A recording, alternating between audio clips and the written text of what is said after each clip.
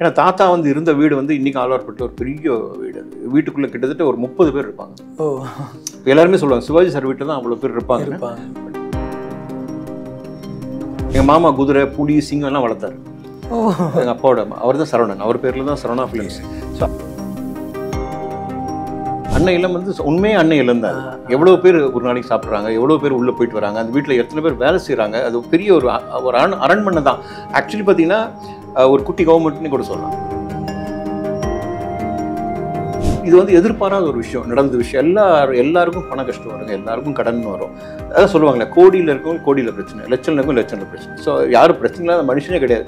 ஒரு டைம் தான், அதை தாண்டி வந்துடுவாங்க. ஆனால் எனக்கு தெரிஞ்சு பிரபு சார் வந்து ஒரு குழந்தை மாதிரி. நான் பிரபு சார் வந்து ரொம்ப நான் 3ல பண்ண அவரோட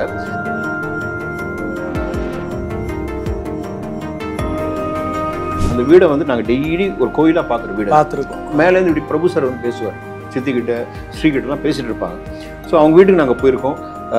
சிவாஜி சார் உயிரோடு இருக்கும்போதே சிவாஜி சார் அம்மா கமலம்மா அவங்க நம்ம ஊருக்கு வந்திருக்காங்க. எங்கள் பாட்டி அவங்கள ரொம்ப க்ளோஸ். சந்திரமுகி டைமில் ரஜினி சார் வந்து பெருசாக போய் அங்கே போய் நின்னார். நான் இருக்கேன், நம்ம ஃபேமிலி அந்த மாதிரி எனக்கு நிற்கணும்னு ஆசை. பட் எனக்கு தெரிஞ்சு நம்மளால் இப்போதைக்கு ஏன்னா இண்டஸ்ட்ரியில் இருக்கிறவங்களும் விட மாட்டாங்க. சிவாஜி சார் மேலே எல்லாருக்குமே அன்பு இருக்குது. அவரோடு இருந்தவங்க நிறைய பேர் இருக்காங்க.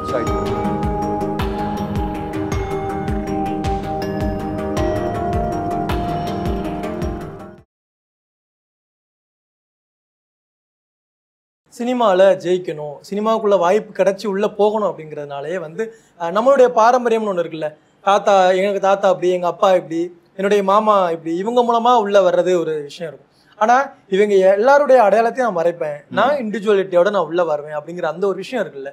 எதனால சார் இது உங்களுக்குள்ள தோணுச்சு? இல்லை, ஆக்சுவலி எனக்கு பேசிக்காக வந்து நார்மலாக உள்ளே இருக்க டெண்டன்சி ஒருத்தர் கஷ்டப்படுறாருன்னா அவர் ஹெல்ப் பண்ணணும்னு தோணும் நம்மளுக்கு. இதை நம்ம பண்ணிடணும். ஆனால் எங்கள் பாட்டி வந்து லேடி மேயராக இருந்தவங்க சோஷியல் சர்வீஸ் நிறையா பண்ணியிருக்காங்கன்றது அதுவே எங்களுக்கு தெரியாது. பட் ஆட்டோமேட்டிக்காக நம்மளுக்குள்ளே அது இருக்குது. ஸோ அந்த மாதிரி ஒருத்தர் ஹெல்ப் பண்ணணுன்றது நிறைய இருந்துச்சு. அதுக்கப்புறம் ஒரு கட்டத்தில் வந்து நம்மளுக்கு என்ன சொல்லுவாங்க, படம் நடித்து நிறைய கான்டாக்ட்ஸில் வந்தப்புறம் ஒரு ட்ரஸ்ட் ஒன்று ஆரம்பிக்கிறோம், அறம் செய்வோம். அதுக்கப்புறம் விஷால் அவங்க பிரதரோடு சேர்ந்து கார்த்தி பிரதர் எல்லாமே இருக்காங்க அந்த சோஷியல் ஆர்கிடெக்ட்ஸ். இன்னும் சோஷியல் ஆர்கிடெக்ட்ஸ்ன்றது ஒரு சோஷியல் வாட்ஸ்அப் குரூப். பட் 2015 ஃப்ளட்லேருந்து அந்த குரூப் ஆக்டிவாக இருக்குது. ஸோ நிறைய பேருக்கு ஹெல்ப் பண்ணியிருக்கோம். நிறைய ஹெல்ப்னு சொல்கிறத விட நம்ம போய் நின்றுருக்கோம் அவங்களுக்கு. ஸோ மக்கள் அதே மாதிரி கேரளாலேருந்து நம்மளுக்கு வந்து நிறைய அங்கேருந்து நம்மளுக்கு வந்து பெட்ஷீட்ஸு பிளாங்கெட்ஸு சென்னையே என்ன சொல்லுவாங்க மூழ்கி தத்தளிச்ச டைமில் கேரளாலேருந்து நம்மளுக்கு ஹெல்ப் வந்தது. அண்ட் ஹைதராபாத் சைட்லேருந்து ராணா ரகுபதி, அது விஷால் அவங்க கான்டாக்டில் நிறைய வந்தது. ஸோ விஷ்ணு விஷால் அவர்கள், கார்த்தி அவர்கள் எல்லாருமே இது ரோடில் இருந்தாங்க. ஸோ அந்த டைம்லேருந்து ஆரம்பித்த குரூப் அது. அந்த குரூப்பில் வந்து எனக்கு என்ன பண்ணாங்கன்னா பிளட் டொனேஷன் ஒன்று கொடுத்தாரு விஷால். நீங்கள் அதை பார்த்துங்க. இன்னைக்கு வரைக்கும் நான் தான் பிளட் டொனேஷன் இன்சார்ஜாக இருக்கேன். நம்மளுக்கு பின்னாடி ஒரு டீம் வேலை செய்யுது. எல்லாமே உங்களை மாதிரி யங்ஸ்டர்ஸ், காலேஜ் ஸ்டூடெண்ட்ஸ். ரத்தம் கொடுக்கணும்னா கோவிட் டைமில் போய் தைரியமாக போய் ரத்தம் கொடுத்தாங்க. எனக்கு அதுதான் பெரிய ஆச்சரியமாக இருந்தது. கோவிடில் வெளியவே போகக்கூடாது. அவங்க வீட்டில் அவங்க அப்பா அம்மா எப்படி விட்டாங்க, இல்லை அவங்க ஒய்ஃப் எப்படி விட்டாங்க, இதுதான் இந்த மாதிரி தான் இப்போ பிளட் கொடுத்து நிறைய பேர் காப்பாற்றிருக்கோம். இன்றைக்கி வரைக்கும் அதை பண்ணிகிட்ருக்கோம். இப்போ உங்கள் வரத்துக்கு முன்னாடி ஒருத்தருக்கு நம்ம பிளட் வேணும்னு கேட்டு அதை கொடுத்து அவங்க ரொம்ப தேங்க்ஸ் சார். இதில் என்ன விஷயம்னு நான் சொல்கிறேன். ஃபஸ்ட்டு வந்து சினிமாவுக்கு போவோம், ஷூட் பண்ணுவோம், வீட்டுக்கு வந்துடும். இப்படி தான் இருந்தோம். சோஷியல் கேர், சமுதாயத்து மக்கள் அப்படின்னு நம்ம போவே இல்லை சார். அது எனக்கு ஃபீலிங் என்னென்னா, சமுதாயத்துக்கும் மக்களுக்கும் செய்கிறதுக்கு நம்ம அரசியல் இருக்கணும்னு அவசியம் இல்லை. நம்ம இருந்த இடத்துலேருந்து ஒருத்தருக்கு பண்ணாவே அது பெரிய சப்போர்ட். ஸோ நான் அப்படி தான் நினச்சேன். ஒருத்தர் சிரிக்க வைக்கலாம் ஒரு நாளைக்கு. உங்களால் முடிஞ்ச 2 நோட் புக் கொடுத்தீங்கன்னா சார் தேங்க்யூ சார், அந்த ஸ்மைல் போதும் நம்மளுக்கு. ஸோ அப்படி ஆரம்பிச்சது தான் அது சின்ன விஷயம். அண்ட் மொரோவர் வந்து அந்த பிளட்டு கொடுக்கும்போது என்ன ஆச்சுன்னா, விஷால் சொல்லும் போது நினச்சேன், சரி நம்ம டொனேஷன் எப்படா அதை பண்ண போகிறோம் தெரியலையேன்னு. ஃபஸ்ட்டு ஒரு குழந்தையை காப்பாற்றணும்னு ரத்தம் கேட்குறாங்க. எப்படியோ வந்து அரேஞ்ச் பண்ணி கொடுத்தாச்சு. சோர்ஸஸும் எனக்கு கிடையாது. அப்போது அந்த குழந்தையோட அம்மா வந்து ஃபோன் அடித்து, சார் நீங்கள் நல்லா இருப்பீங்க சார், குழந்தை பொழைச்சிருச்சு அப்படின்னு சொன்னால் நம்மளுக்குள்ளுக்குள்ளே அது ஒரு பெரிய பிளெஸிங்காக வந்துச்சு. நான் நினச்சேன் எனக்கு மட்டும் இல்லை இந்த பிளெஸிங், என் ஃபேமிலிக்கு, அடுத்து வர ஜென்ரேஷன், அடுத்தடுத்து வர ஜென்ரேஷன், இதில் ஒர்க் பண்ண அந்த யங்ஸ்டர்ஸ், இவங்க எல்லாரும் முன்னோர்களுடைய பேரை நம்ம காப்பாற்றணும். அதுதான் நீங்கள் கேட்ட கேள்விக்கு பதிலாக தான் இது வந்து ஒரு விதையை போட்டது. அதுக்கு நான் வந்து விஷால் பிரதருக்கு பெரிய நன்றி சொல்கிறேன். நிச்சயமா சார். இத்தனை பெரிய பாரம்பரியம், தாத்தா வந்து மிகப்பெரிய லெஜெண்டரி ப்ரொடியூசர், எல்லா ஜாம்பவான்களையும் வைத்து படம் பண்ணியிருக்காங்க. இந்த பக்கம் பார்த்தா பாட்டி வந்து சென்னையுடைய மேயராக இருந்திருக்காங்க. முத்துலட்சுமி ரெட்டி அம்மையார் அவங்களுடைய தலைமுறை, உங்களுடைய தலைமுறை அவங்க. இது போக வந்து சாந்தாம்மா. இவ்வளவு பெரிய பாரம்பரியமும் ஒரு குடும்பத்துக்குள்ள ஒருத்தர் இருந்தாலே வந்து நம்ம காலரை தூக்கிக்கிட்டு தோலை தட்டிட்டு சொல்லுவோம், ஏய் நான் அப்படி அந்த வழி அப்படின்னு. இவ்வளோ விஷயங்கள் இருந்தும் சினிமாக்குள்ளே போகும்போது ஏன் சார் வந்து யாருன்னே தெரியாமல் உள்ளே போனோம்? அதே மாதிரி தனுஷ் சார் கிட்ட ஃபர்ஸ்ட் 3 மூவில வந்து தனுஷ் சார் வாய்ப்பு கொடுக்குறாங்க. தனுஷ் சார்கிட்ட சொல்லும்போது இந்த விஷயங்கள்லாம் ஷேர் பண்ணீங்களா? எதுவுமே இல்லை, களிமண்ணா தான் உள்ளே போனோம், அவ்வளோதான். தனுஷ் சாருக்கு ரவி ஜீவா, அப்போ ஜீவா ரவி கூட இல்லை, எதுவுமே தெரியாது. வெறும் ரவீந்திரன் தான். அவருக்கு வந்து எனக்கு குரு ஆனார். அவர் சொல்லிக் கொடுக்குற நான் வந்து பார்த்து இப்படி கற்றுக்கிற ஒரு ஆசானா எனக்கு இருந்தார் தனுஷ் சார். ஏன்னா அப்படிப்பட்ட ஒரு கனவுல நான் இருந்த சினிமாவில் நடிக்கணுன்றது. அதுவும் ஃபஸ்ட்டே வந்து ஒரு பெரிய நடிகரோட போய் நம்ம நடிக்க போகிறோம். அந்த சூப்பர் ஸ்டாரோட பொண்ணு தான் வந்து டேரக்டர், உலகநாயகன் பொண்ணு தான் வந்து எனக்கு பொண்ணு. அதுக்கு இப்போ கலக்கிட்டு இருக்க கேப்ரியலா எனக்கு இன்னொரு பொண்ணு. ஸோ இந்த மாதிரி இந்த பக்கம் Prabhu sir, Bhanupriya madam, Rohini madam வந்து நான் அவங்களுக்கு ஹஸ்பண்டாக. ஸோ இத்தனை சுற்றி இருக்கும்போது நான் ஒருத்தன் மட்டும்தான், நானும் அந்த கேப்ரியலா மட்டும்தான் புதுசு. 2 பேர் தான் நியூ கமர்ஸ், டெபியூ. நான் சீரியல் பண்ணிகிட்ருக்கேன் அப்போது. ஸோ அப்போ வந்து தனுஷ் சாரோட நிறைய விஷயங்கள் கற்றுக்கிட்டேன். அந்த விஷயம் கற்றுக்கிட்ட அந்த விஷயம் வந்து இன்றைக்கி வரைக்கும் நான் சினிமாவில் தள்ளிட்டு போயிட்டே இருக்குது. எந்த விதத்துலையுமே நம்ம டவுன் ஆகாமல். சில சமயம் நம்மளுக்கு ஒரு நாள் நல்லா இல்லைன்னா சில சமயம் டேக் நிறைய போகும். நம்ம சரியாக நடிக்கணும்னா டேரக்டர் வந்து சார் சரியாக வரல, இது எல்லா நடிகனுக்கும் நடக்கிறது தான். ஸோ நம்ம அதை தாண்டி வரணும் அப்படின்னு நான் தனுஷ் சார்கிட்ட தான் கற்றுக்கிட்டேன். சின்ன விஷயங்கள் சொல்லி கொடுத்தாரு. நான் அப்போ அது சின்ன விஷயம்னு சொல்கிறது இன்றைக்கி அது பெரிய விஷயம். ஒரு ஆக்டருக்கு அந்த வேல்யூ தெரியும்.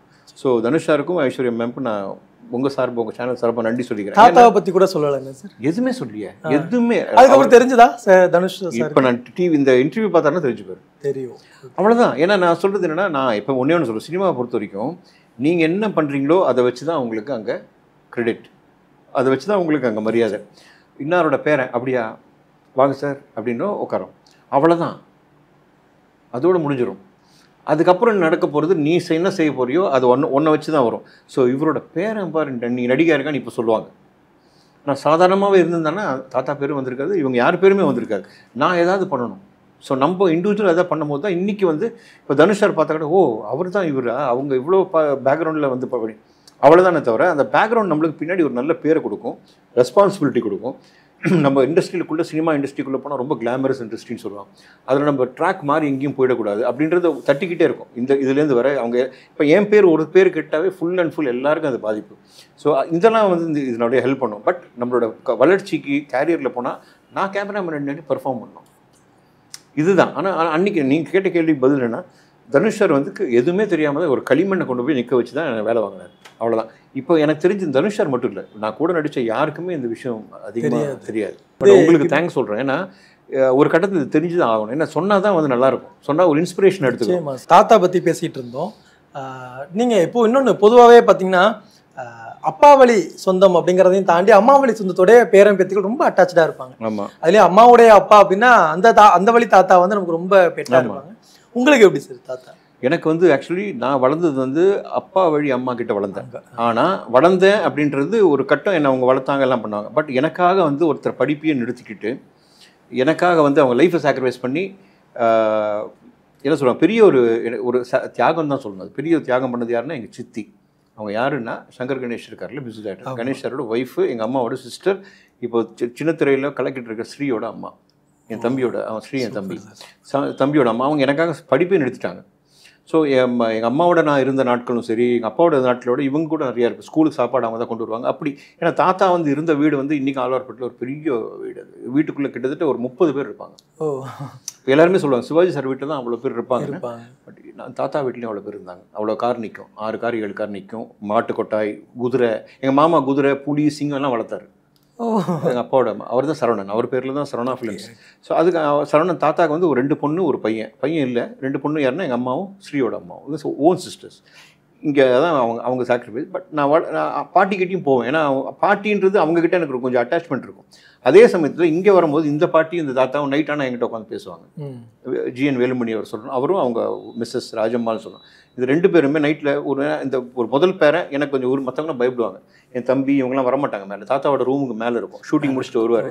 நான் லக்ஷ்மின்னு எங்கள் அத்தை பொண்ணு 2 பேரும் உட்காந்து பேசுவோம். தாத்தா பாட்டி என்கிட்ட பேசுவாங்க. ஸோ இப்படி தான் நம்ம அட்டாச்மெண்ட்டோட அப்பா அம்மாவோட ஃபோக்கஸ் மட்டும் இல்லாமல் தாத்தா பாட்டி சித்தி இப்படி வளர்ந்துட்டு ஒரு ஃபேமிலியோட பாண்டிங்லேயே வளர்ந்து அது ரொம்ப ரியலாக தெரிஞ்சுது. எந்த விதமான வீடியோஸ் இல்லை, சோஷியல் மீடியா இல்லை.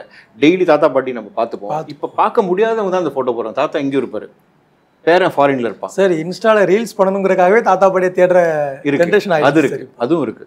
நான் அது சொல்ல வேணாம்னு பார்த்தேன். ஏன்னா அதுவும் இருக்கு. நான் சொல்றது அது வந்து இன்னுமே நிஜமா இருந்தது. இப்போ வந்து நிஜமும் நிழலும் சேர்ந்து இருக்கு, அவ்வளவுதான். கண்டிப்பா சார். வீடு பத்தி ரொம்ப அழகா பேசிட்டு இருந்தோம். குடும்பம் எந்த அளவுக்கு முக்கியம் அப்படிங்கிறத பத்தி. சிவாஜி கணேசன் சார், உங்களுடைய வீடுகளுக்குலாம் நீங்க போயிருக்கீங்க, அங்கேயே வளர்ந்துருக்கீங்க அப்படிலாம் சொல்லிட்டு இருந்தீங்க. இப்போ சமீபத்தில் ஒரு செய்தி நம்ம ரொம்ப இதாக போயிட்டு இருந்தோம். சினிமா இண்டஸ்ட்ரி ஃபுல்லாவே ஒரு வேதனை தரக்கூடிய ஒரு செய்தி என்னன்னா, அவர் வீடு வந்து ஜப்திக்கு வந்துருச்சு. அந்த தகவல் நீங்க கேள்விப்படும்போது உங்களுக்கு எப்படி சார்? சார் சத்தியமா சொல்றேன், இது நான் கேமராக்காக சொல்லல, உண்மையிலே எனக்கு தூக்கம் வரல. நடந்த விஷயம். எனக்கும் இல்லை, எங்கள் அம்மா சித்தி எல்லாருமே வருத்தப்பட்டேன்னா, சித்தி வீடு வந்து இப்போ சித்தப்பா சித்தி வீடு சிவாஜி சார் வீடுக்கு பக்கத்து வீடு. பிபிசி இந்த பக்கம் இருக்காங்க, அந்த பக்கம் வந்து என் தம்பி இருக்காப்புல, ஸ்ரீயும் ஷமிதா, பாண்டவர் பூமி பண்ணாங்களே ஹீரோயின், ஸ்ரீயோட ஒய்ஃப், என்னோட சிஸ்டர் என்றோம். ஸோ நடுவில் வந்து சிவாஜி சார் வீடு. அந்த வீடை வந்து நாங்கள் டெய்லி ஒரு கோயிலாக பார்க்குற வீடு பார்த்துருக்கோம். மேலேருந்து இப்படி பிரபு சார் வந்து பேசுவார், சித்திக்கிட்ட ஸ்ரீகிட்டலாம் பேசிகிட்டு இருப்பாங்க. ஸோ அவங்க வீட்டுக்கு நாங்கள் போயிருக்கோம். சிவாஜி சார் உயிரோடு இருக்கும்போதே சிவாஜி சார் அம்மா கமலம்மா அவங்க நம்ம ஊருக்கு வந்திருக்காங்க. எங்கள் பாட்டி அவங்களாம் ரொம்ப க்ளோஸ். ஸோ எங்கள் ஃபேமிலி அது. ஸோ நம்ம ஃபேமிலியில் எப்படின்னு வரும்போது இப்போ நான் யோசிச்சது என்னென்னா, நம்ம சைடில் உடனே ஏதாவது பண்ணிடணும் நம்ம சைடில். பட் அது நம்ம வந்து அது மலை எங்கேயோ இருக்குது. ஸோ நம்மளுக்கு முன்னாடி இருக்கிற முன்னோர்கள், அது சந்திரமுகி டைமில் ரஜினி சார் வந்து பெருசாக போய் ஒரு அங்கே போய் நின்னார், நான் இருக்கேன் நம்ம ஃபேமிலியும், அந்த மாதிரி எனக்கு நிற்கணும்னு ஆசை. பட் எனக்கு தெரிஞ்சு நம்மளால் இப்போதைக்கு நான் நினச்சேன் நம்மளால் ப்ரேயர்ஸ் தான் பண்ண முடியும். சிவாஜி சாரோட சோல் வந்து இதை ப்ரொடெக்ட் பண்ணும். பிரபு சார், ராம்குமார் சார் அவங்களுக்குலாம் எதுவுமே வரக்கூடாது அப்படின்னு தான் நான் ப்ரே பண்ணேனே தவிர, எனக்கு தெரிஞ்சு ஓரளவுக்கு ப்ராப்ளம் சால்வ் ஆகிருக்குன்னு. ஏன்னா இண்டஸ்ட்ரியில் இருக்கிறவங்களும் விட மாட்டாங்க. சிவாஜி சார் மேலே எல்லாருக்குமே அன்பு இருக்குது, அவரோடு இருந்தவங்க நிறைய பேர் இருக்காங்க. ஸோ ஐ திங்க் அவங்க அப்படி விட மாட்டாங்க. வந்து சினிமாவை நேசிக்கக்கூடிய கடைக்கோடி மனிதன் எங்கே இருக்கானோ அவன் முதற்கொண்டு வர சிவாஜி கணேசன் சார் வந்து உள்ள போந்து கண்டிப்பாக எந்த ஒரு மாற்றமும் இல்லை. என்ன ஆயின்னு இல்லை, இது எத்தனை பேர் வீட்டில் இருந்து வேதனைப்பட்டிருக்காங்கன்னு நமக்கு தெரியாது, ஆனால் கண்டிப்பாக பட்டிருப்பாங்க. அண்ட் மோரோவர் வந்து நான் இப்போ பெட்டர் டுடே சேனல் மூலிமா சொல்கிறேன், அது ப்ராப்ளம் எல்லாம் சால்வ் ஆகி நல்லா இருக்கணும் அவங்க, அவ்வளோதான். அந்த வீடு எப்படிப்பட்ட வீடு சார்? நீங்க பார்த்து நீங்க வளர்ந்த வகையில சொல்றேன். அன்னை இல்லம் வந்து உண்மையே அன்னை இல்லம் தான். எவ்வளோ பேர் ஒரு நாளைக்கு சாப்பிட்றாங்க, எவ்வளோ பேர் உள்ளே போயிட்டு வராங்க, அந்த வீட்டில் எத்தனை பேர் வேலை செய்கிறாங்க. அது பெரிய ஒரு அரண்மனை தான். ஆக்சுவலி பார்த்தீங்கன்னா ஒரு குட்டி கவர்மெண்ட்னு கூட சொல்லலாம். ஏன்னா வந்து அவ்வளோ பேர் வேலை செய்கிறாங்க, அவ்வளோ கரண்ட் பில் எவ்வளோ மெயின்டெனன்ஸ் எவ்வளோ பேர் பண்ணுறாங்க, எவ்வளோ பேர் அவங்க வீட்டில் அந்த சாப்பாடு தான் சிவாஜி சார் வீட்லேயும் இன்னைக்கு வரைக்கும் பேசப்படும். எல்லா வகை சாப்பாடும் இருக்கும். ஃபேமிலியோடு உட்காந்து ஒன்றா உட்காந்து ஒரே டேபிளில் சாப்பிடுவாங்க. அதுதான் கூட்டு குடும்பம், அதுதான் அவர் வச்சுருந்தார். அதை ஃபாலோ பண்ணுறாங்க அவங்க. அண்ட் மோரோவர் வந்து இது வந்து எதிர்பாராத ஒரு விஷயம் நடந்த விஷயம். எல்லாருக்கும் பண கஷ்டம் வருங்க, எல்லாருக்கும் கடன் வரும். அதான் சொல்லுவாங்களே, கோடியில் இருக்கவங்க கோடியில் பிரச்சனை, லட்சம் இருக்கவங்க லட்சம் பிரச்சனை. ஸோ யாரும் பிரச்சனை இல்லாத மனுஷனே கிடையாது. ஒரு டைம் தான், அதை தாண்டி வந்துடுவாங்க. ஆனால் எனக்கு தெரிஞ்சு பிரபு சார் வந்து ஒரு குழந்தை மாதிரி. நான் பிரபு சார் வந்து ரொம்ப நான் 3ல பண்ண அவரோட யார் இருந்தாலும் இப்போ நான் பெரியவன் நீ சின்ன அந்த மாதிரிலாம் இல்லை. ஏன்னா சிவாஜி சார்கிட்ட வர்றது தான் எல்லாமே. அண்ட் ராம்குமார் சாரும் அப்படி அவங்க ஃபேமிலியில் எல்லாமே துஷ்யந்தா இருக்கட்டும், விக்ரம் பிரபு சாரோட நான் பண்ணேன் இது என்னம்மா எல்லாமே அந்த யாருக்கிட்டையுமே அந்த ராயல் இது இருக்கவே இருக்காது. எல்லாரும் நம்ம தன் மக்களாக நினைப்பாங்க. ஸோ எனக்கு தெரிஞ்சு அவங்களுக்கு அந்த கஷ்டம் வராது, அது போயிடும் தானா. இப்போது ஒரு அடுத்தடுத்த ஜென்ரேஷன்ஸோடைய அந்த கடமைன்னு ஒன்று இருக்குல்ல சார்.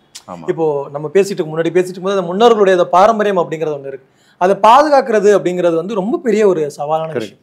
அதை அடுத்தடுத்த ஜென்ரேஷன்ஸ் எப்படி சார் அதை மெயின்டைன் பண்ணணும், எப்படி ஹேண்டில் பண்ணணும் நீங்கள் நினைக்கிறீங்க? ஒன்றும் இல்லை, நான் என்ன சொல்கிறேன்னா, முன்னாடி அவங்க இருந்ததை விட்டுடலாம். ஏன்னா என் சைட்லேருந்து பார்த்தீங்கன்னா முன்னாடி எங்கள் முன்னோர்கள்லாம் நிறைய தவறுகள் செய்யலாம். நம்ம என்ன இருக்க போகிறோம், நாளைக்கு வந்து அவங்க பண்ண மிஸ்டேக் நம்ம பண்ணக்கூடாது. நாளைக்கு நம்ம பையன் நம்மளை கேள்வி கேட்கக்கூடாது. பையன் உங்களுக்கு ஒரு கேள்வி சொல்லியோ என்னப்பா இப்படி பண்ணுறேன்னா நம்மளுக்கு வந்து அது மாதிரி நம்ம அப்பாவாக இருக்க லாய்க்கு இல்லையோ அப்படின்ற ஃபீலிங் வந்துடும்.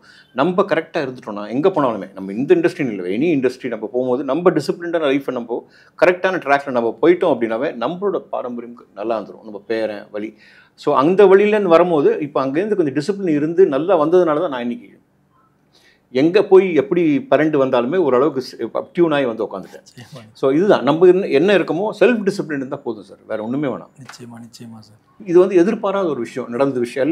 எல்லாருக்கும் பண கஷ்டம் வருங்க, எல்லாருக்கும் கடன் வரும்.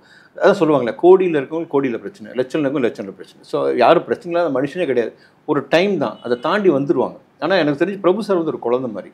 நான் பிரபு சார் வந்து ரொம்ப நான் 3ல பண்ண அவரோட யார் இருந்தாலும் இப்போ நான் பெரியவன் நீ சின்ன அந்த மாதிரிலாம் இல்லை. ஏன்னா சிவாஜி சார்கிட்ட வர்றது தான் எல்லாமே. அண்ட் ராம்குமார் சாரும் அப்படி அவங்க ஃபேமிலியில் எல்லாமே துஷ்யந்தா இருக்கட்டும், விக்ரம் பிரபு சாரோட நான் பண்ணேன் இது என்னம்மா எல்லாமே அந்த யாருக்கிட்டையுமே அந்த ராயல் இது இருக்கவே இருக்காது. எல்லாரும் நம்ம தன் மக்களாக நினைப்பாங்க. ஸோ எனக்கு தெரிஞ்சு அவங்களுக்கு அந்த கஷ்டம் வராது, அது போயிடும் தானா. இப்போது ஒரு அடுத்தடுத்த ஜென்ரேஷன்ஸோடைய அந்த கடமைன்னு ஒன்று இருக்குல்ல சார். இப்போது நம்ம முன்னாடி பேசிட்டு போது அந்த முன்னோர்களுடைய அந்த பாரம்பரியம் அப்படிங்கிறது ஒன்று இருக்குது.